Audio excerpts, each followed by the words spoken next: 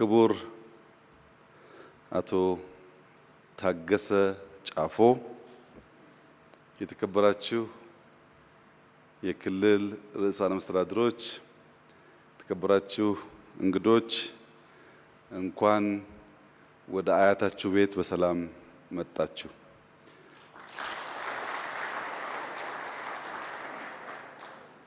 አያታችሁ ነው ያልኩት። ብዙዎቻችን አየር መንገድን ስናስብ ሳንወለድ ተወልደን ሕፃን ሆነን ታዳጊም ሳለን ይሄ ባንዲራና ኢትዮጵያን የሚለው ስያሜው ከኛ ጋር ስለኖረ የአያትነት ስሜት ስላለው ነው። የቆየ የተላመድነው የምናቀው የቅርብ የሆነ የቤተሰብነት ስሜት ስላለው እንደ አያት ይቆጠራል ኢትዮጵያ አየር መንገድ። በኢትዮጵያ አየር መንገድ ውስጥ ሁላችን በተለይም ኢትዮጵያውያን ልንማር የሚገባን አንድ ቁልፍ ነገር የተቋም ኮንቲኒቲ፣ የተቋም ቀጣይነት ያለውን ፋይዳ ነው።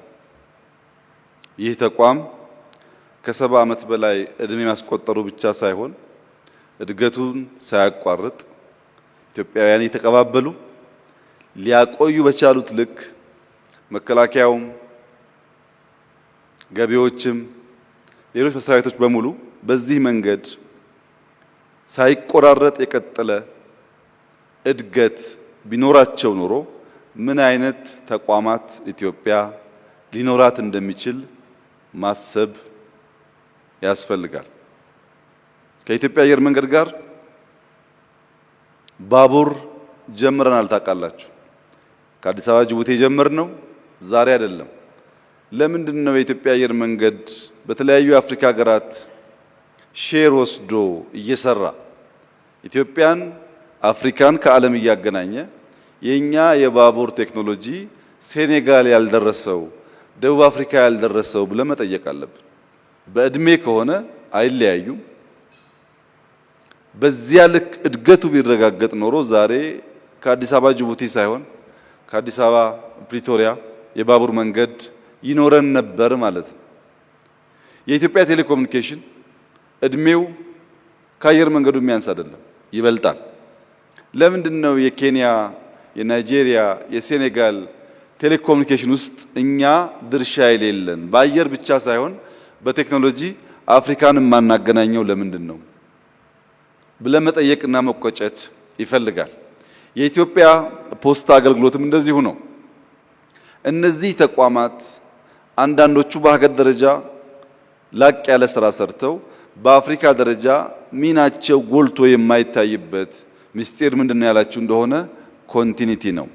አስፓየር ማድረግ ቪዥን ያለው ተቋም መሆንና ከሰዎች መቀያየር ጋር ከመንግስታት መቀያየር ጋር የማይቀያየር የእድገት ትራክ ውስጥ መግባት አለመቻላቸውን ያሳያል። ከዚህ አንጻር የኢትዮጵያ አየር መንገድ በብዙ የመንግስት ስብራቶች ኮንቲኒቲ ላይ ያለውን እክል የቀየረ ያስተካከለ ስለሆነ የቦርድ አባላትን፣ የማኔጅመንት አባላትን፣ መላው የኢትዮጵያ አየር መንገድ ሰራተኞችን እንኳን ደስ ያላችሁ፣ ለሁላችን አርያና ኩራት ስለሆናችሁ ማለት እፈልጋለሁ።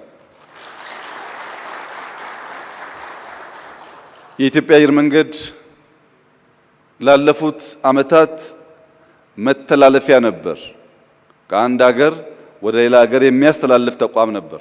ዛሬ የሚያሳርፍም ሆኗል። መተላለፊያ መሆንና አሳራፊ መሆን ለየቅል ስለሆነ ባለፉት 3-4 ዓመታት በተጀመረው ስራና በ2035 የአየር መንገዱ ቪዥን መሰረት እንደዚህ አይነት ሜጋ ሆቴል ማስመረቅና ማሸጋገር ብቻ ሳይሆን ማሳረፍ የሚችል ተቋም ስለሆነ በድጋሚ ማኔጅመንቱን እንኳን ደስ ያላችሁ ማለት ፈልጋለሁ። እንግዲህ የኮንቲኒቲ ምስጢር፣ የቀጣይነት ምስጢር አንዱ ያለፉ ሰዎችን ማስታወስ ነው። በዚህ ቀን አቶ ተወልደን ሳናመሰግን ብናልፍ የቀጣይነት የተቋም እሳቤ ይበላሽብናል። አቶ ተወልደ ይህ ጉዳይ እንዲጠነሰስ የ2035 ቪዥን እንዲጀመር ከፍተኛ ሚና የተጫወተ ስመጥር ሲኦ ስለሆነ የአሁኑ ቦርድ ቸርማን የሱ መሪና አስተማሪ የነበሩ ሰው ናቸው። አቶ ግርማ ዋቄ እሱም እንደዚሁ በዚህ አየር መንገድ ውስጥ ሰፊ ሰርቪስ የሰጠ ይሄንም ስራ ያስጀመረ ነው። አሁን ያሉትም ሲኦ ከነሱ ጋር የተማሩ ስለሆነ ይህን ኮንቲኒቲ የምናስብ ከሆነ የወጡትንም ማመስገን አስፈላጊ ስለሆነ አቶ ተወልደን እንድታመሰግኑልኝ ጠይቃለሁ። ኢትዮጵያ ውስጥ ሆቴል ከጀመርን አሁን 117 ዓመት ሆነን። የጀመርነው በጣይቱ ሆቴል የዛሬ 117 ዓመት በኢትዮጵያ አቆጣጠር 1998 ነው የመጀመሪያው ሆቴል የተሰራው። 100 ዓመት ሙሉ ከትናንሽ ሆቴልነት ወጥተን ሜጋ ሆቴል መፍጠር ለምን አልቻልንም? 1000 ሰው ማስተናገድ ማሳረፍ የሚችል ሆቴል በኢትዮጵያ ለምን የመጀመሪያው ሆነ? ከጀመርን እኮ 100 ዓመት ሞላን። የዛሬው የሆቴል ምርቃት ሆቴል አየር መንገድ ስላሰራ ሳይሆን ከነበርንበት ስታንዳርድ በጥራትም በሳይዝም ወደ ሜጋነት ስላሳደገንም ጭምር ነው። ምንም እንኳ 100 ዓመት የፈጀ ቢሆንም ይህ ጅማሮ ለብዙ ኢንቨስተሮች ኢትዮጵያውያን ፈርቀዳጅ ስለሚሆን ከሰራን ከዚህ የተሻለ እንድንሰራ እድል ይፈጠራል። ይህን እድል ሁላችንም መጠቀም ይኖርብናል። ከቅርብ ጊዜ ወዲህ የተሻለ መስህብነት ባላቸው ሊጎበኙ በሚችሉ ቦታዎች አዳዲስ ስራዎች ተጀምረዋል።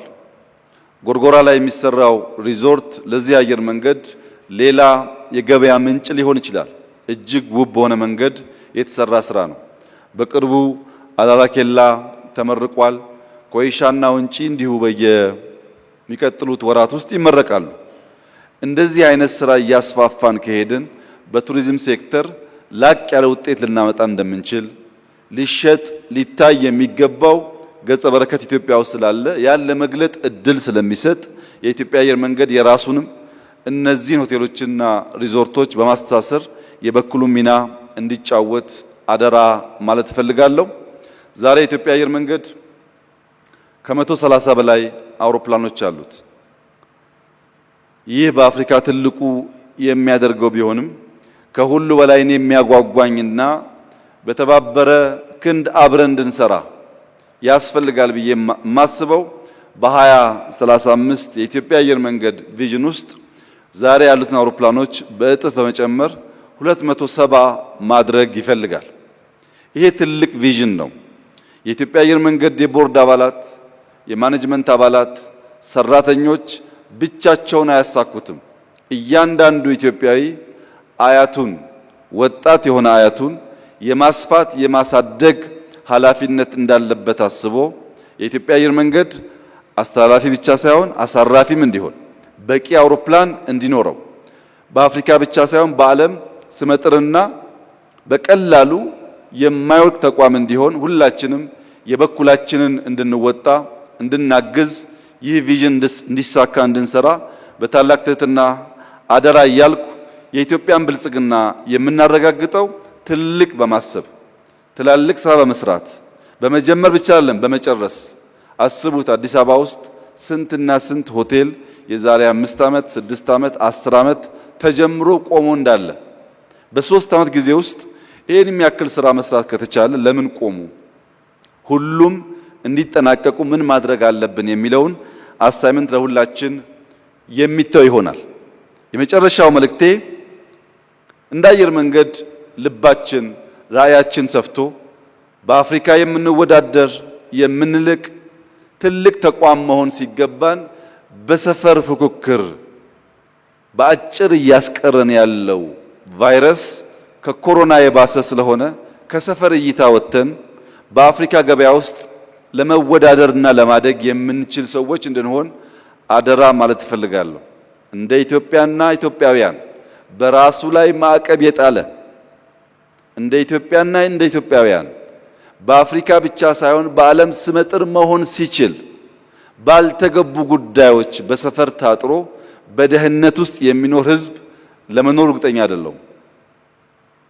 የኢትዮጵያ አየር መንገድ በዓመት የሚያንቀሳቅሳቸው ግለሰቦች ተሳፋሪዎች ከብዙ የአፍሪካ ሀገር አጠቃላይ ፖፑሌሽን ይበልጣሉ።